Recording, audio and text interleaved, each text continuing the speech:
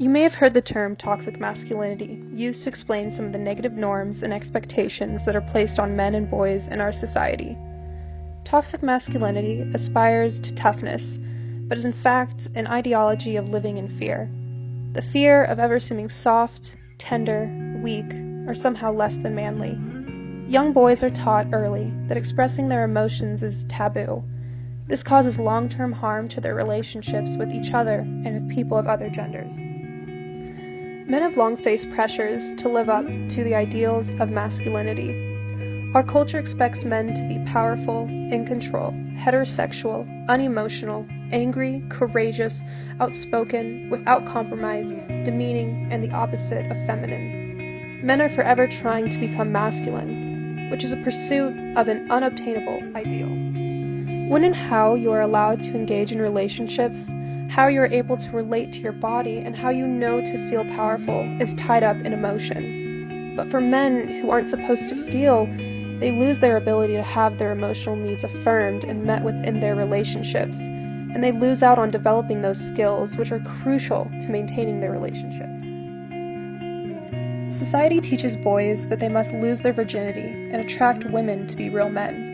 They grow up believing they can't express how they feel, or pursue a hobby or job that's not typically masculine. When they fail to step up to these standards, they become full of shame, which will also influence their future relationships, their self-worth, and their mental health. Surely, men enjoy the privileges of the male gender, regardless of their desire for these privileges. The privilege isn't without cost, as it is the privilege that creates the pressure to be masculine. Men embody many masculine characteristics. They have trouble showing emotions other than anger. They view anything feminine as weak and abhorrent. They have problems giving up control or power in many situations.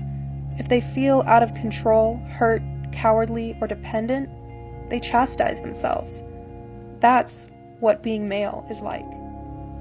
If it's about work, or sports, or politics, or women, men have no problem sharing their opinions.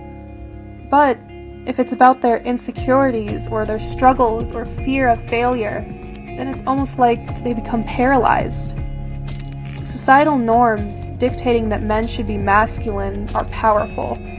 Men who believe they fall short of those ideals might be prompted to reassert their masculinity in small but significant ways, and we've seen this done time and time again. I say it is necessary to build a nurturing culture, one that offers a healing space to men who have both caused and experienced harm, and providing them with specific strategies to end gender violence. Acts of violence carried out by men who feel lonely, unwanted, and discouraged have made headlines in our news. You may have heard of Alec Manassian, the man who killed 10 people by driving a van down a busy street in Toronto last April. But Manassian is not the first man to turn to violence in seeking revenge for his loneliness.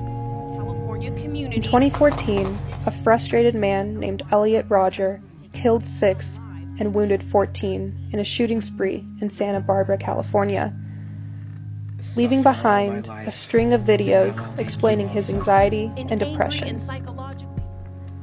Compared to women, men are much less likely to get help for mental health issues like anxiety and depression. Men, despite the advantages and privilege they tend to have, are statistically more likely to attempt suicide. Society has taught men that discussing mental health is a sign of weakness, but men need to know that they can ask for help. What men really need from our society is to know that they have a safe space in the world. They need to know it's okay to feel sad, it's okay to cry, it's okay to have loved your mom and your dad growing up. It's okay to have missed them or wanted more affection. It's okay to take a moment when you're reminded of these truths.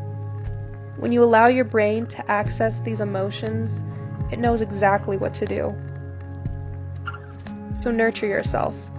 Talk honestly to the people around you, and welcome the notion of understanding them more than you have ever done before.